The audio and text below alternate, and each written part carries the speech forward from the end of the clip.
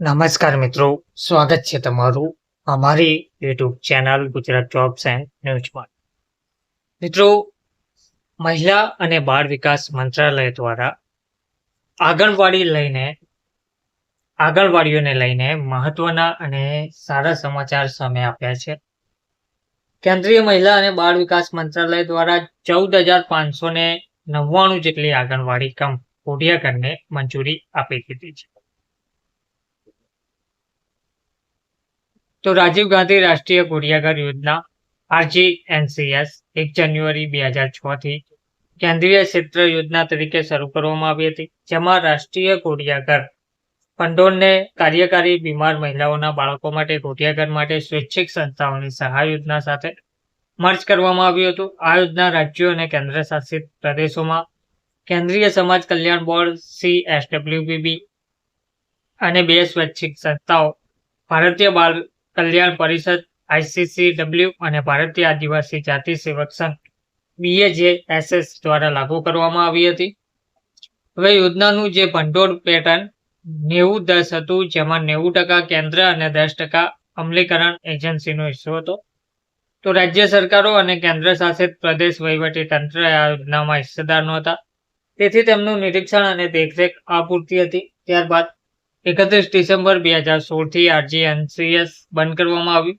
1/1/2017 થી 31/3/2022 સુધી મહિલા અને બાળ વિકાસ મંત્રાલય દ્વારા કામ કરતી માતાઓના બાળકો માટે રાષ્ટ્રીય કોડિયાઘર યોજના NCS દ્વારા કોડિયાઘર સેવાઓ પૂરી પાડવામાં આવી હતી, જે કેન્દ્રીય પ્રાયોજિત યોજના હતી, જેમાં રાજ્ય અને કેન્દ્ર શાસિત પ્રદેશ સરકારોની સંડોવણીની વધારાની સુવિધા સાથે અમલીકરણ એજન્સીઓ તરીકે NGO દ્વારા સ્વતંત્ર કોડિયાઘર ચલાવવામાં આવી રહ્યા હતા, જેથી સ્થાનિક દેખરેખ વધુ સારી રીતે સુનિશ્ચિત થાય.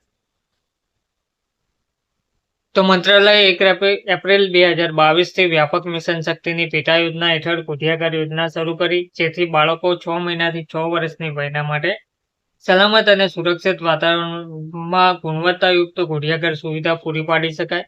હવે કોડિયાઘર એક કેન્દ્રીય પ્રાયોજિત યોજના છે અને તેનો અમલ કેન્દ્ર અને રાજ્ય સરકારો અને વિધાનસભા ધરાવતા કેન્દ્ર શાસિત પ્રદેશો વચ્ચે 60-40ના ભંડોળ ગુણોત્તર સાથે કરવામાં આવે છે.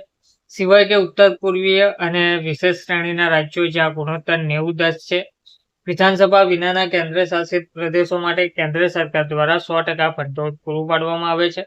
તો આંગણવાડી કેન્દ્રો વિશ્વની સૌથી મોટી બાળ સંભાળ સંસ્થાઓ છે, જે બાળકોની આવશ્યક સંભાળ અને સહાય પૂરી પાડવા માટે સમર્પિત છે, જેથી સંભાળ સુવિધાઓ છેલ્લા લાભાર્થી સુધી પહોંચે તે સુનિશ્ચિત થાય. એક નવીન અભિગમ તરીકે મંત્રાલયે આંગણવાડી કામ ક્રેચ AWCC દ્વારા બાળ સંભાળ સેવાઓનો વિસ્તાર કર્યો છે.